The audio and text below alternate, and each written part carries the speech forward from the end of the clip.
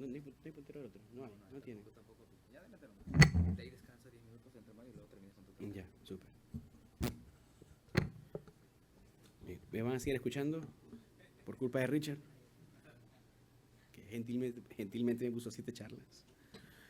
Bien, este tema, a ver, es un poco abstracto y lo que quiero compartir brevemente, en los próximos minutos, es entender el sustrato arrítmico de las taquicardias ventriculares, de las arritmias ventriculares. Bien. Voy a hacer un pequeño resumen. Esto es algo muy básico para todos ustedes, estoy seguro. Pero las taquicardias de QRS ancho pueden ser debido a múltiples causas. Bien. Aberrancia, presencia de marcapasos, presencia previa de bloqueo de rama izquierda y taquicardias ventriculares. Bien, según la clasificación, las taquicardias ventriculares se pueden clasificar en taquicardias sostenidas y taquicardias no sostenidas.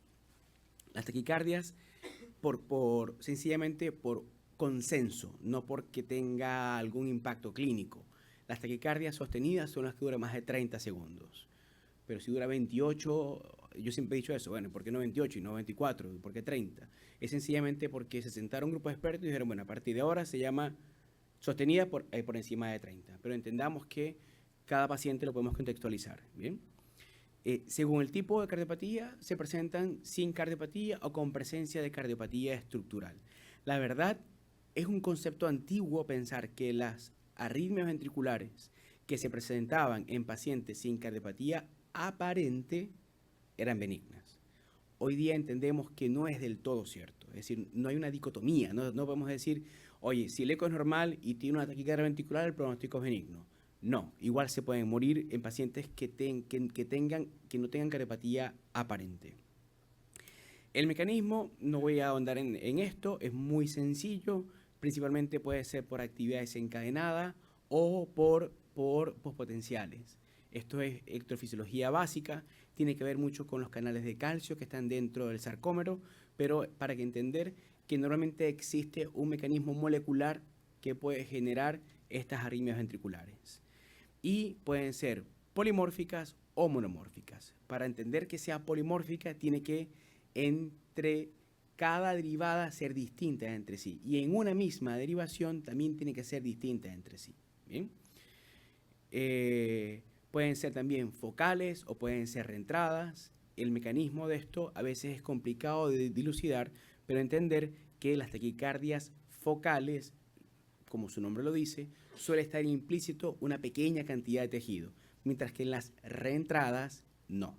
Esto es un ejemplo clásico de la reentrada. La reentrada es la arritmia, son el sustrato más frecuente de las arritmias en los seres humanos, la reentrada. Y yo sé que muchas veces intentamos leer el tema de la reentrada, pasa con nuestros becados, y lo que quiero es que en los siguientes minutos entiendan de una forma muy sencilla cómo funciona la reentrada. Para que exista una reentrada, es decir, que algo que dé vueltas, si yo tengo que algo que dé vueltas, tiene que haber dos condiciones fundamentales. Tiene que haber distintas propiedades de conducción en este circuito y tiene que haber un circuito que sea inexcitable. Si yo tengo un circuito que es excitable, no va a dar vueltas, va a generar el circuito por todas partes. Entonces yo necesito que algo dé vueltas sobre un circuito inexcitable.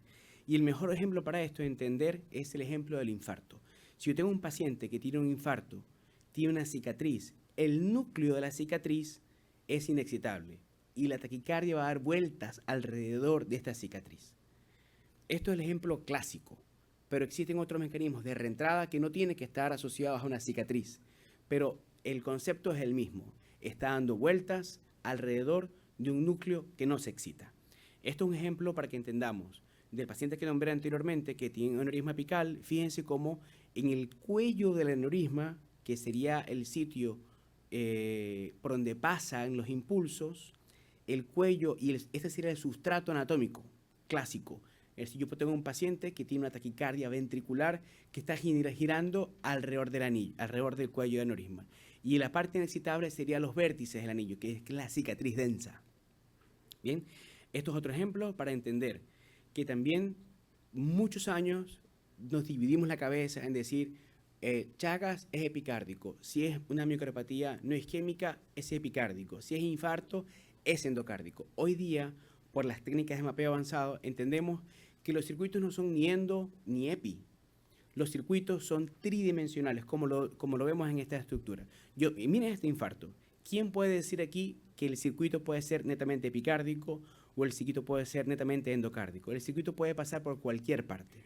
Es decir, cuando nosotros abordamos un paciente, tenemos que entender que no siempre es o endocárdico o epicárdico. Puede venir de cualquier parte. Ahora, esto que es abstracto, que es teórico, nosotros lo vemos ahora. ¿Y cómo lo vemos? Miren este mapa de activación, cómo yo puedo simular cómo discurre una taquicardia. Fíjense, lo que ven en el fondo es el mapa del dibujito del corazón del endocardio y lo que está por fuera es la cáscara epicárdica. Es decir, el paciente tiene un circuito endoepicárdico. Y fíjense cómo la taquicardia da vueltas y se activa en 3D, tal cual el dibujo que puse anteriormente. Esto es otro ejemplo de un paciente con una enfermedad devastadora, que es la displasia remogénica del ventrículo derecho. Fíjense de nuevo, ese es el sustrato. Acuérdense, reentrada. Y para ver reentrada tiene que haber un sustrato. En este caso es el tejido que cambia, el tejido muscular que cambia por tejido fibrodiposo. Y esto es el sustrato. ¿De acuerdo? Miren un ejemplo de una biopsia de un paciente con una displasia. De nuevo, fíjense que tengo una enfermedad transmural, tridimensional, endoepicárdica. Y en cualquier parte, tanto del endo como del epi, yo puedo tener taquicardias ventriculares. Esto es un ejemplo de un paciente joven que llega a la urgencia porque tenía síncopes a repetición. No sabía. Sacerdote, estaba dando misa y se caía en misa. Y se dan cuenta, no sabía que tenía una displasia remogénica del ventrículo derecho. Miren este ventrículo. Probablemente no están muy familiarizados a la imagen intracardíaca, pero esto que está aquí es gigante. Normalmente no vemos un ventrículo de ese tamaño. Y fíjense la cantidad de trabéculas, la cantidad de disposición anatómica del ventrículo producto de una displasia avanzada que afectaba principalmente el ventrículo derecho. Este es el dibujito del mapa que se hace. Fíjense cómo existe una tríada clásica de donde empieza a cambiar este tejido, empieza a cambiar el tejido muscular por tejido fibrodiposo. Y se llama el triángulo de la displasia. Principalmente es el tracto de entrada, el aparato subtricuspidio, el ápex del ventrículo derecho y el tracto de salida. Y en esas tres zonas son donde principalmente se generan los sustratos arrítmicos en pacientes con displasia. Como una enfermedad endopicárdica, muchas veces tenemos que acceder al epicardio del paciente y para poder llegar al circuito. Acuérdense del dibujo de la biopsia del paciente, de la pieza anatómica, que yo tengo una enfermedad, el endo y el epi. Para poder acceder al epi hay que pinchar con una técnica especial y poder acceder al epicardio. Y miren cómo era el epicardio de este paciente. Acuérdense, rojo es enfermo, morado es sano. Todo el epicardio derecho del paciente estaba enfermo, producto de este grado avanzado de displasia. Entonces estamos viendo sustratos distintos, focales, macroreentradas, infartos, displasias. Este ejemplo que vamos a ver ahora es un ejemplo de un paciente con cardiopatía estructural, pero que tenía una taquicardia focal. Entonces, lo que quiero que entendamos hoy es que tú puedes tener un paciente con cardiopatía, infarto, displasia y tener macroreentradas. Tú puedes tener un paciente con cardiopatía y taquicardias focales, es decir, no podemos dividirnos únicamente si no tiene cardiopatía focal y si tiene cardiopatía reentrada. Esto es un paciente que tenía dos tipos de taquicardia, dos tipos de extrasístoles. Miren cómo se diferencia una PVC y la segunda PVC. Son PVC ambas, pero si vemos en detalle, son ligeramente diferentes entre sí. ¿Y por qué? Porque están originadas en un sitio donde el foco está en la mitad y sale hacia un lugar y sale hacia otro. Y la forma de poder acceder a esto es a través de ecografía. Hacemos lesiones a ambos lados de las cúspides coronarianas. Y podemos hacer la lesión y terminar con las arritmias ventriculares. Esto es otro ejemplo también de un paciente con extrasístoles ventriculares y cardiopatía estructural. Fíjense que basalmente tiene bloqueo de rama izquierda. Este electro yo lo pongo porque me parece muy lindo entender y saber que si yo tengo un paciente con bloqueo de rama previo y tengo una extrasístole que es más angosta que el QRS basal, esa extrasístole sí o sí es ventricular. Entonces, esto es un dato. Si usted tiene un paciente con bloqueo de rama y tiene una extrasístole que es más angosta que el QRS basal, el origen de esa extrasístole es ventricular. ¿Y por qué? Porque sencillamente la extrasístole se está originando cercana al sistema His-Purkinje. ¿Y qué hicimos? Logramos acceder al mapa y hacer la lesión. Estaba localizada muy cerca de la rama izquierda y por ese motivo la extrasístole tiene QRS angosto. Bien, para terminar, este es el ejemplo de la paciente. Solo para terminar, entender que la paciente tenía al seguimiento sin extrasístoles, mantenía el bloqueo de rama y sin disfunción ventricular.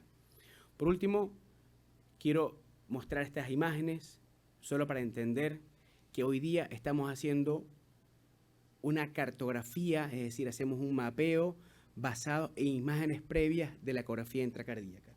Todos son ejemplos de distintas enfermedades, displasias, enfermedades neuromusculares, infartos, pero el apoyo de las imágenes de la ecografía intracardíaca nos apoya y nos dice qué tipo de sustratos vamos a encontrar. Estamos hablando de sustratos hoy, si es focal o si es reentrante o si tiene, o sobre todo para planificar cómo vamos a hacer el abordaje de los pacientes. Muchas gracias.